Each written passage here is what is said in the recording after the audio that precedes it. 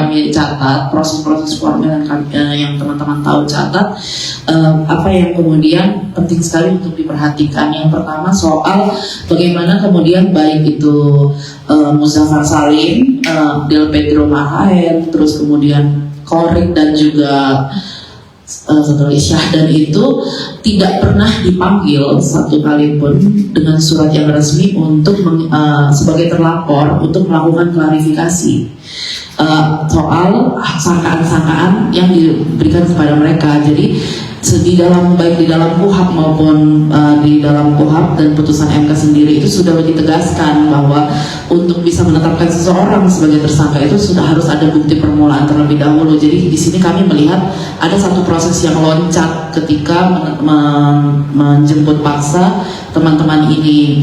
Itu begitu juga dengan ini inline dengan bagaimana kemudian ketika mereka sampai di kepolisian, mereka itu juga sudah dengan status tersangka, bukan orang yang hadir sebagai saksi atau terlapor untuk mengklarifikasi sangkaan-sangkaan. Jadi kami melihat ada dua proses yang miss dan yang sudah seolah-olah ini terburu-buru.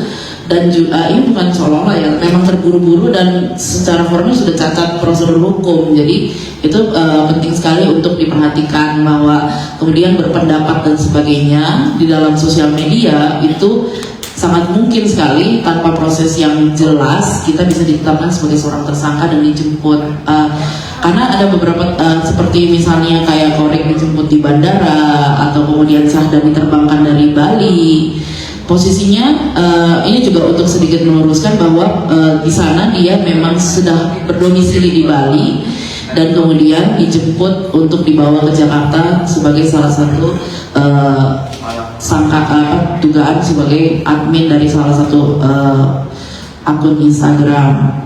Yang kami lihat juga pola yang ada di dalam selama proses pemeriksaan itu adalah permasalahan yang seringkali diulang dipertanyakan adalah bagaimana kemudian perihal aktivitas kolaborasi postingan di media sosial. Pertanyaan-pertanyaan itu selalu berulang, siapa yang menerima kolaborasi, bagaimana kemudian bisa berkolaborasi, padahal kerja-kerja kolaborasi postingan di Instagram itu adalah kerja-kerja yang lumrah terjadi baik itu di teman-teman masyarakat sipil maupun di organisasi-organisasi yang memang bergerak untuk advokasi kebijakan. Jadi kami melihat alasan-alasan yang dipakai ini sangat rapuh dan juga sama seperti tadi ini terkesan sangat dipaksakan menempelkan pasal-pasal IT, kemudian pasal-pasal kejahatan yang terjadi di dalam ruang-ruang digital itu sangat dipaksakan.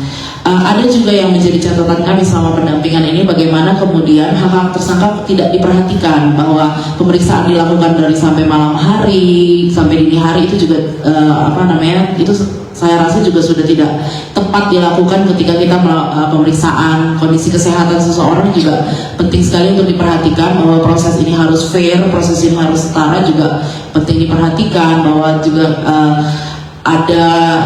ada dugaan teman-teman disabilitas itu di situ masih ada dugaan ada pengakuan bahwa dia salah satu disabilitas, maka itu juga penting mendorong proses ini menjamin hak-hak dan penghormatan hak-hak disabilitas terhadap akomodasi yang layak, sehingga proses yang dilakukan itu adalah proses-proses yang setara.